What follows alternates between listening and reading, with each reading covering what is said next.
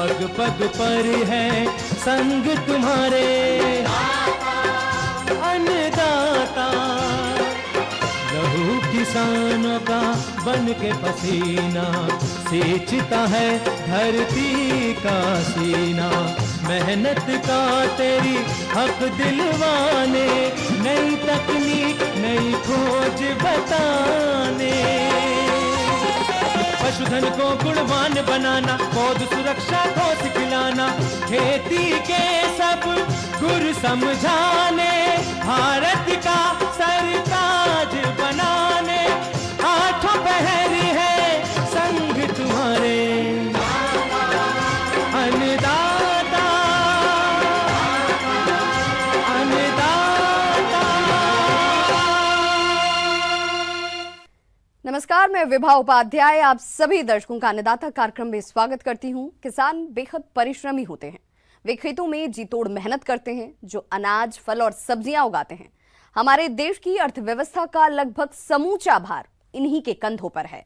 ऐसे ही भारतीय किसानों को खेती बाड़ी से जुड़ी हुई बहुत सी नई, रोचक और लाभकारी जानकारियां देने के लिए हर रोज सुबह हम आपके साथ होते हैं। तो चलिए, कार्यक्रम शुरू करने से पहले देखते हैं क्या है अन्नदाता के आज के कार्यक्रम में।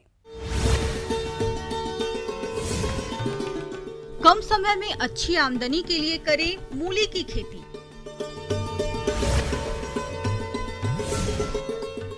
जैविक खेती में वरदान है ट्राइकोडर्मा का उपयोग।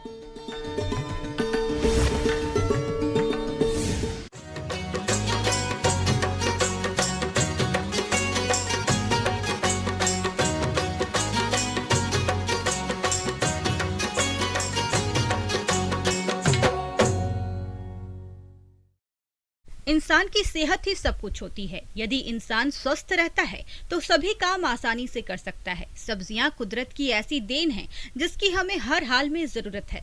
ये हमारे शरीर को ऊर्जा प्रदान करती है। ऐसी ही एक सब्जी है मूली। इसको हम सलाद के रूप में, अचार, दवा आदि के लिए इस्तेमाल करते हैं। शहरों के बड़े बड़े होटलों में मूली को सलाद के रूप में बड़े पैमाने पर इस्तेमाल किया जाता है। यह एक बहुत ही महत्वपूर्ण सब्जी है। मूली कई तरीके से किसानों को अच्छे पैसे कमाने का मौका देती है। यह एक ऐसी फसल है जिससे किसान को कम समय में अधिक कमाई हो सकती है। तो जो किसान भाई मूली की खेती से अच्छी पैदावार लेना चाहते हैं, तो किसान किस प्रकार से करें मूली की खेती, इस बारे में जानते हैं डॉक्टर सुधीर दास से।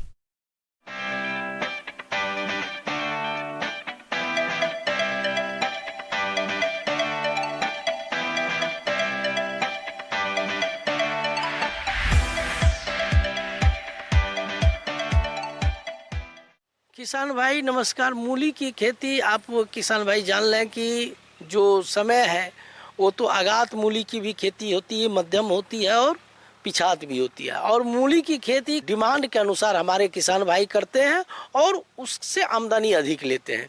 तो मूली का जो मेन सीजन है, ये सीजन है हमारे किसान भाई मूली की खेती करने के लिए ऊपरी भूमि का आप चयन करें जिसमें जीवाश्म की मात्रा अधिक हो। तो वैसे भूमि का अगर आप चयन करते हैं तो उत्पादन आपको बढ़िया मिलेगा। मूली के लिए गहरी जुताई की आवश्यकता होती है, इसलिए खेत की एक जुताई मिट्टी पलटने वाले हल से करने के बाद 2 से 3 बार कल्टीवेटर चलाकर भूमि को समतल कर लें, जिससे फसल का उचित विकास हो सके। तो प्रभेद, कुछ प्रभेद का चयन कर लें किसान भाई। जैसे पूसा चैतकी है, पूसा देसी है, पूसा हिमानी है, पूसा रश्मि है, जापानी सफ़ेद है, जौनपुरी है, चाइनीज पिंक है। कई प्रभेद है जो कि बहुत बढ़िया उत्पादन देता है और उसका वाइटनेस भी बढ़िया रहता है, मार्केट वैल्यू भी बहुत बढ़िया होता है। तो अगर आप इसमें से कोई प्रभेद का चयन करके आप खेती कर सकते हैं। इसके लिए किसान भाई 4 से 5 केजी बीज, मूली का बीज प्रति हेक्टेयर की जरूरत होती है। और बुआई का जो समय है किसान भाई, अगर आगात करते हैं तो सितंबर माह से आप शुरू कर दें और मध्य में जब करते हैं अक्टूबर से नवंबर तक कर सकते हैं। बुवाई से पहले मूली के बीजों को कार्बेडाजिम दवा 3 ग्राम प्रति किलोग्राम बीज की दर से बीज उपचार करें। मूली साल भर उगाई जा सकती है, फिर भी व्यावसायिक स्तर पर इसे सितंबर से जनवरी तक बोया जाता है। जो पहली जुताई करते हैं तो उसमें कंपोस्ट का प्रयोग करें 150 से 200 कुंटल प्रति हेक्टेयर। जब अंतिम जुताई करते हैं तो उस समय 60 केजी नेत्रजन, 40 केजी फास्फोरस और 40 केजी पोटास की जरूरत होता है। और वो पोटास को आप मूली की खेती में बढ़ा सकते हैं, 50 से 60 भी कर सकते हैं, तो उसकी क्वालिटी अच्छी हो जाती है। तो इसके लिए किसान भी आधी जो है नेत्रजन की मात्रा, पूरी फास्फोरस, पूरी पोटास की मात्रा अंतिम जुताई के समय खेत में बराबर मात्रा में देके आप खेत की पाटा के साथ जुताई कर दें।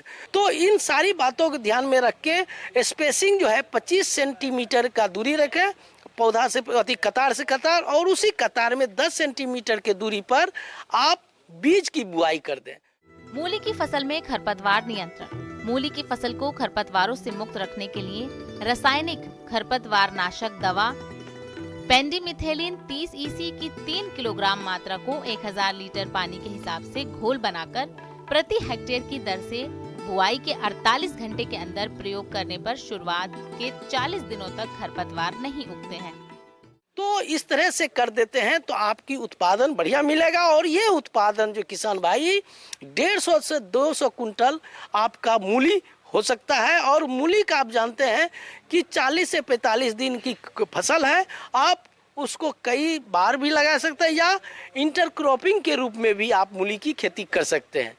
तो इस तरह से किसान भाई मूली की खेती करके अच्छी आमदनी ले सकते हैं। किसान भाइयों, अभी तक आपने खेती से जुड़ी हुई बहुत सारी उपयोगी जानकारियां देखी। अब लेते हैं एक छोटा सा ब्रेक, जल्द लौटेंगे और कार्यक्रम में आगे भी है खेती बाड़ी से जुड़ी हुई बेहद महत्वपूर्ण जानकारियां, तो बने रहिए हमारे साथ।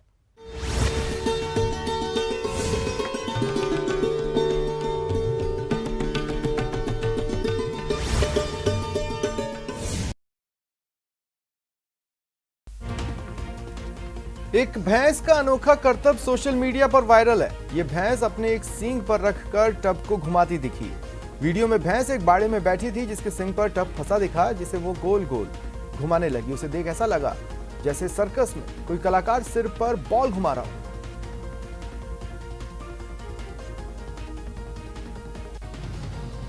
सोशल मीडिया पर इन दिनों प्यास से बेहाल एक कुत्ते का वीडियो तेजी से फैल रहा है। प्यास से परेशान ये कुत्ता नल के पास एक शख्स से पानी मांगता दिखा। नल के पास उसे देख वो अपने पैर से पानी मांगने का इशारा करने लगा, जिसके बाद उस शख्स ने हाथ से उसे पानी पिलाया। फ्रांस में एक कुत्ते का पैराग्लाइडिंग करने का वीडियो धमाल मचा रहा है। वीडियो में यह कुत्ता अपने मालिक के साथ पैराग्लाइडिंग करता दिखा। हजारों फीट की ऊंचाई पर होने के बावजूद ये कुत्ता बिल्कुल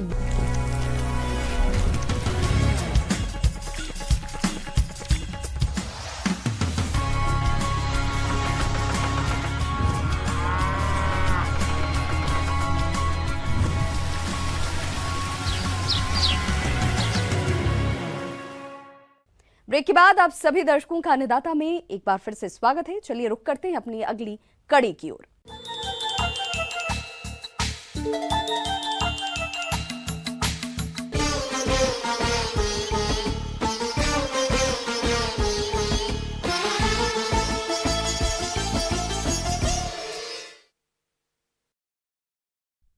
अपने राज्य में मक्का की खेती दक्षिणी पूर्वी भाग में मुख्य रूप से की जाती है और जो किसान भाई मक्का की खेती करते हैं उनके सामने एक नए प्रकार के कीट की समस्या देखी जा रही है। तो ये कौन सा कीट है और इनका नियंत्रण किस प्रकार से करें, इसके लिए देखिए कार्यक्रम का यह अंश।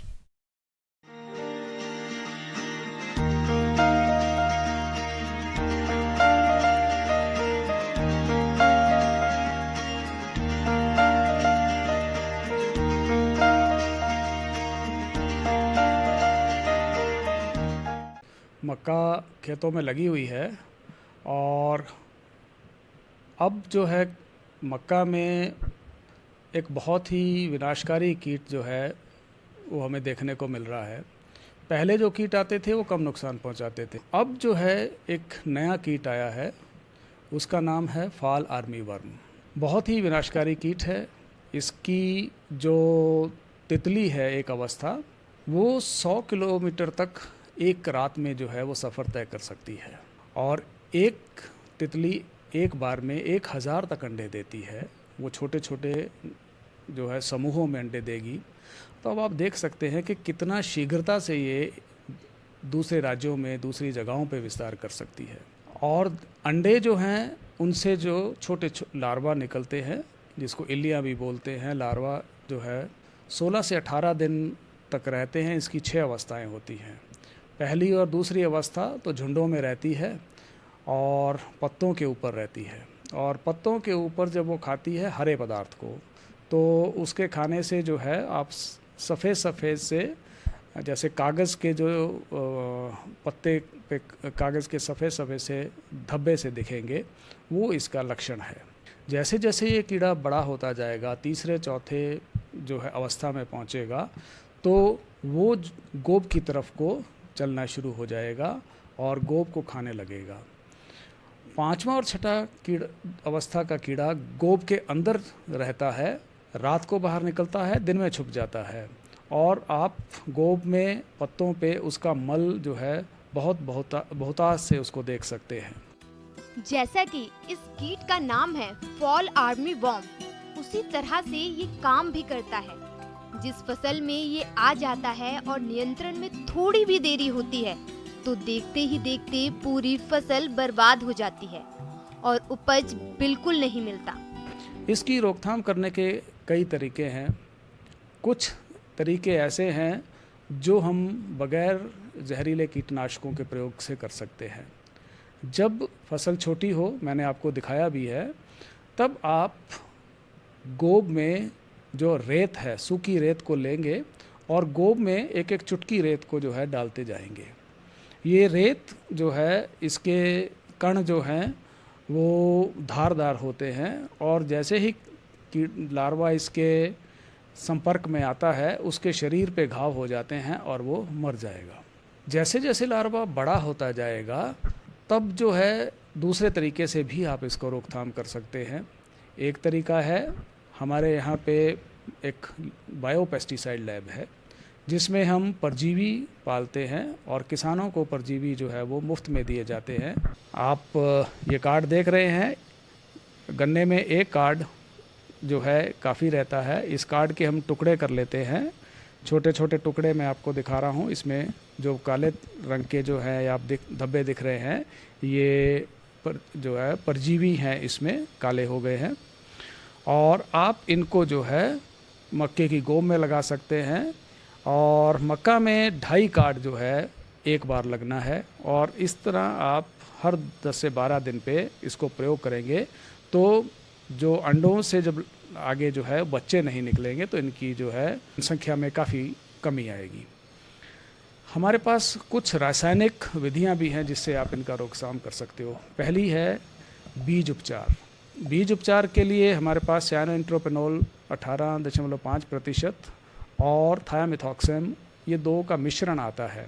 6 मिलीलीटर प्रति किलो के हिसाब से जो है आप बीज का उपचार करेंगे, और पौधे जमने के 15 से 20 दिन तक ये बड़ा अच्छा रोकथाम देता है। उसके बाद जब आपको रासायनिक विधि से प्रयोग करना है, तो उसके पास हमारे पास कई विकल्प हैं। पहला है सेंट्रानिलोप्रोल, उसको आप 80 मिलीलीटर प्रति एकड़ के हिसाब से उसका छिड़काव कर सकते हैं। एमामेक्टिन बेंजोएट है, वो भी जो है 80 ml प्रति एकड़ के हिसाब से कर सकते हैं। स्पाइनेट्रॉन जो है वो 100 ml प्रति एकड़ के हिसाब से उसका छिड़काव कर सकते हैं। और दूसरी चीज़ ये देखें कि घोल जो है वो गोब में गिरे, एक लाइन को स्प्रे करते हुए चलें। इसी तरह यदि आप अच्छी तरह प्रयोग करेंगे तो बड़ी अच्छी तरह से इसका रोकथाम हो सकती है। पर ध्यान ये रहे कि जब कोई दूसरा स्प्रे करना पड़े 10 से 15 दिन के बाद, तो वो कीटनाशी दूसरी श्रेणी का हो, उसी कीटनाशी का प्रयोग कभी नहीं करना है। जब बड़ा ये कीड़ा हो जाता है और फसल भी बड़ी हो जाती है, तो टैसल को भी नुकसान करता है, जो हमारी छल्लियाँ बन गई, भुट्टे बन गए हैं, उनके दानों को भी नुकसान करता है। ऐसी अवस्था में हम किसी भी रसायन का प्रयोग करने की सलाह नहीं देते। ऐसे समय में आप इसका दूसरी तरीके से रोकथाम कर सकते हो। उसमें आप 2 किलो जैगरी लेंगे, उसमें जो है 1 किलो पानी मिलाएंगे, और राइस ब्रान जो है वो 10 लीटर, ये आपने 24 घंटे के लिए इस घोल को रख देना है। और 24 घंटे के बाद उसमें 1 किलो रेत डालनी है, और उसमें प्रयोग करने से आधा घंटा पहले कीटनाशी जो है, जो भी प्रयोग करना चाहते हैं, जो मैंने आपको बताए हैं अभी, उनमें से कोई भी कीटनाशी प्रयोग करेंगे। और अब उस जो है इस मिश्रण को छोटी छोटी गोलियों में और पौधे की गोब में जो है एक एक गोली आप इसको डालते जाएंगे, तो कीड़ा इसको गोलियों को खाने को आएगा और वो मर जाएगा। किसान भाइयों, जैसा कि ये कीट बहुत ही खतरनाक है, इसीलिए ऐसे उपायों पर अधिक जोर दें जिसे अपनाने से ये कीट फसल पर आएगी ही नहीं। आइए इस पर विस्तार से जानते हैं। मैं आपको ये दिखा रहा हूँ कि ये मक्का का खेत लगा हुआ है और इसमें हमने 4 लाइनें मक्का की हैं, उसके बाद हमने 4 लाइनें भिंडी की लगाई हैं, फिर मक्का है, फिर हमने उड़द लगाया है। यानी कि हमने मक्का की एकल फसल नहीं ली, उसके बीच में हमने अंतर्वृत्तीय फसलें ली हैं। और इस तरह जो मिक्स क्रॉपिंग है उसमें आप देख रहे हैं कि बहुत ही कम फॉल आर्मी वर्म का नुकसान है। इन कीड़ों को यदि आप अच्छी तरह से ध्यान से, जो ऐसी मैंने विधि बताए हैं, आपने इसका प्रयोग करेंगे तो आप बड़ी अच्छी सफल खेती आप कर सकते हैं। आगे और भी है खेती बाड़ी से जुड़ी हुई बहुत सी रोचक जानकारियां, पर यहां रुकेंगे एक छोटे से ब्रेक के लिए, जल्द होंगे हाजिर।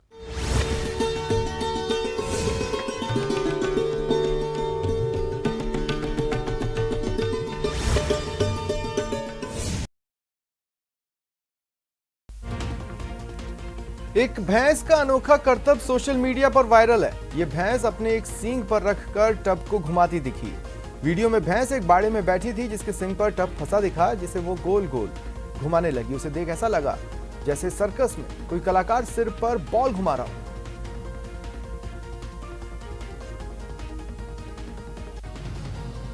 सोशल मीडिया पर इन दिनों प्यास से बेहाल एक कुत्ते का वीडियो तेजी से फैल रहा है। प्यास से परेशान ये कुत्ता नल के पास एक शख्स से पानी मांगता दिखा। नल के पास उसे देख वो अपने पैर से पानी मांगने का इशारा करने लगा, जिसके बाद उस शख्स ने हाथ से उसे पानी पिलाया।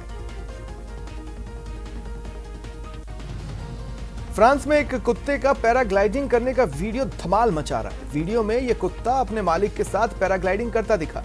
हजारों फीट की ऊंचाई पर होने के बावजूद यह कुत्ता बिल्कुल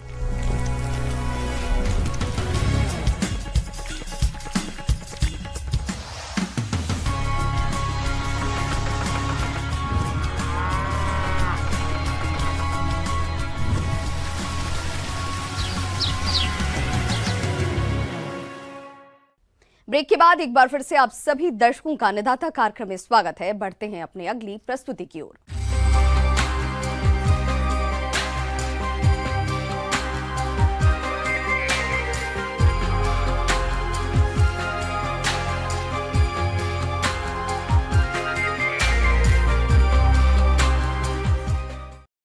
फसलों में रोगों का प्रकोप होता रहता है, जिसके नियंत्रण के लिए किसान विभिन्न दवाओं का प्रयोग करते हैं, लेकिन रोगों के नियंत्रण में ट्राइकोडर्मा किसान के लिए वरदान साबित हो रहा है। आज हम आपको गांव इटावा भोपजी, जिला जयपुर के किसान जगदीश प्रसाद यादव से मिलवा रहे हैं, जो ट्राइकोडर्मा का फसलों में उपयोग कर रहे हैं।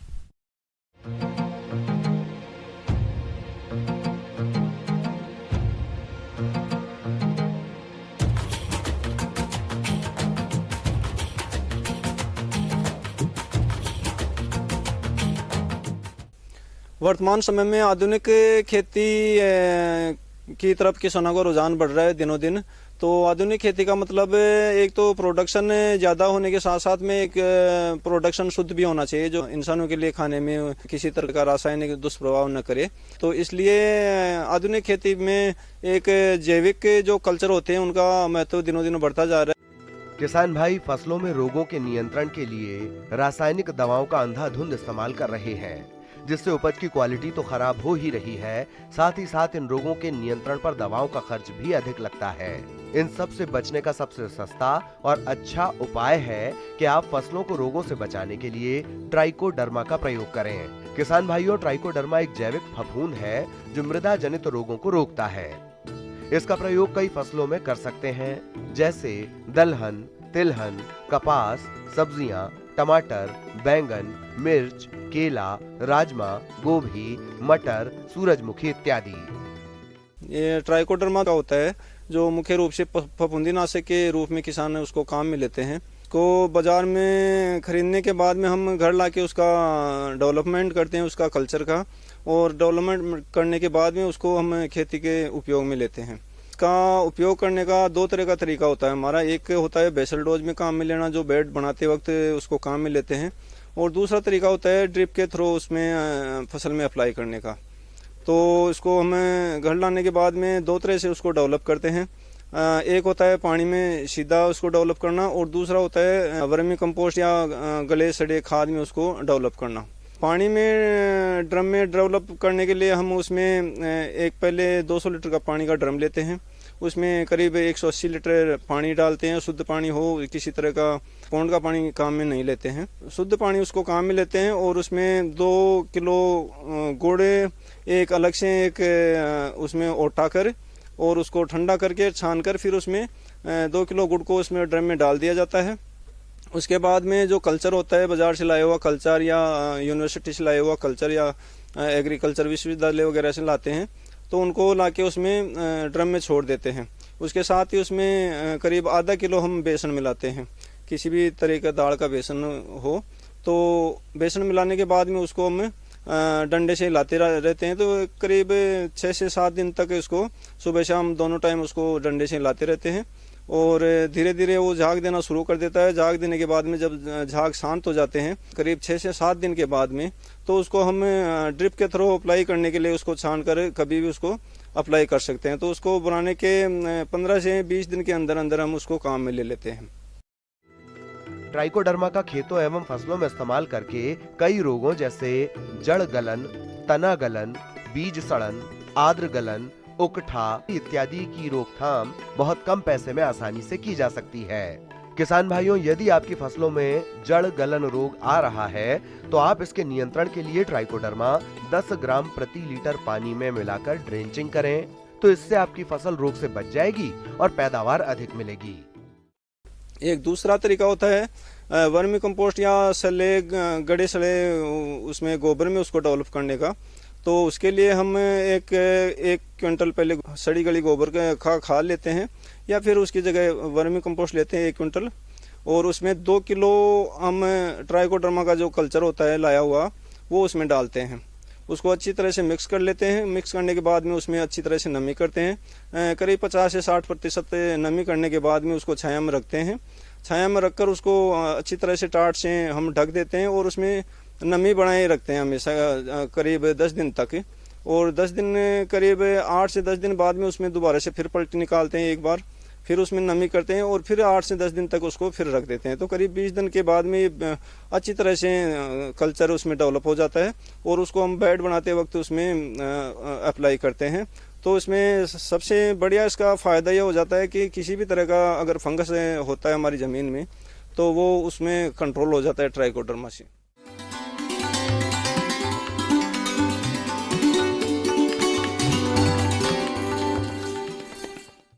अन्नदाता हेल्पलाइन निशुल्क फोन संपर्क सेवा के माध्यम से आपके द्वारा पूछे गए प्रश्नों में से 1 या 2 महत्वपूर्ण प्रश्न को हम अपने कार्यक्रम में शामिल करते हैं, और इसी के तहत आज का चयनित प्रश्न और उसका जवाब इस प्रकार है।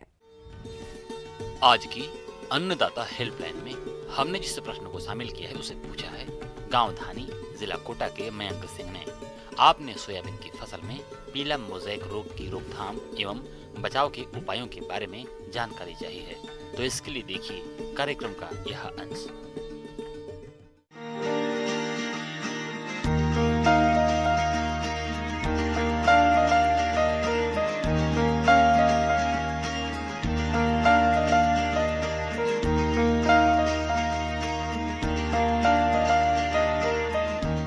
सोयाबीन में मुख्य रूप से येलो मोज़ेक समस्या प्रमुख समस्या है।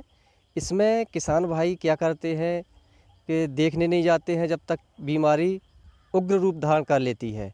इसलिए किसान भाइयों से अनुरोध है कि वो सतत निगरानी बनाए रखें अपनी खेत की, क्योंकि ये बीमारी वायरस से फैलती है और ये वाइट फ्लाई जो इसका वेक्टर है वो बहुत तेज़ी से बीमारी फैलाने का काम करता है। किसान भाइयों, सोयाबीन की फसल को सबसे अधिक नुकसान पीला मोज़ेक रोग द्वारा पहुंचाया जाता है, तो आप इस रोग की पहचान कर नियंत्रण कैसे करें, आइए जानते हैं। तो इसमें मुख्य रूप से आप देखेंगे कि इसकी पत्तियाँ पीली पड़ जाती हैं। आपको देखने में रहेगा पीली के साथ में हल्का सा हरा और पीला चितक भरा पत्ता हो जाता है। तो ये इसके मुख्य लक्षण हैं, इसको देख करके आप पहचान कर सकते हैं। तो इसलिए आपको सतत निगरानी बनाए रखना है और जो पौधे इन्फेक्टेड हैं उनको खेत से बाहर निकाल करके या तो जला दें या फिर ज़मीन में गढ़ा दें। येलो मोज़ेक के जैविक नियंत्रण के लिए आप नीम ऑयल है उसका प्रयोग कर सकते हैं या आप जो मठा है उसको सड़ा करके प्रयोग कर सकते हैं। साथ ही साथ अपन जो नीम की पत्ती, निबोली या आप धतूरा, इन सब का मिक्सअप करके पानी को उबाल करके और उसको ठंडा करें और उसका 100 ml पर पंप में डाल करके और इस हिसाब से आप स्प्रे करोगे तो शुरुआती अवस्था में ये कंट्रोल हो जाता है येलो मोज़ेक। और इसके अलावा जैसे ज़्यादा प्रकोप है इस बीमारी का तो इसके लिए इंडोक्साकार्ब और इमिडाक्लोप्रिड जो रासायनिक दवाई है उसका प्रयोग कर इसमें जो आपकी इमिडाक्लोप्रिड है 150 ml पर हेक्टेयर 500 लीटर पानी में मिला करके स्प्रे कर ये येलो मोज़ेक बीमारी को ख़त्म करें। इससे काफ़ी किसानों को फ़ायदा होगा।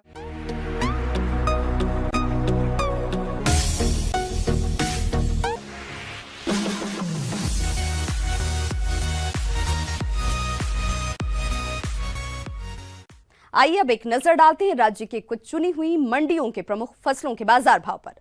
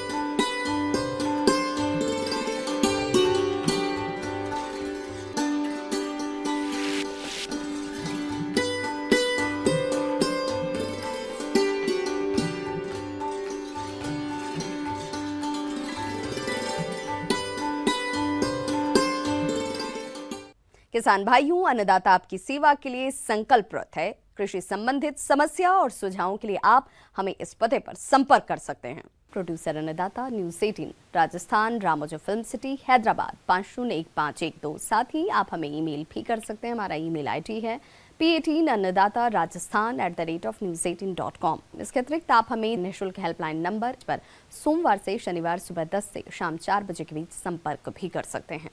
किसान भाइयों, अब समय हो रहा है आपसे विदा लेने का, तो हमारी अन्नदाता टीम को दीजिए इजाजत। कल फिर से होगी आपसे मुलाकात कृषि संबंधित कुछ और महत्वपूर्ण जानकारियों के साथ। नमस्कार।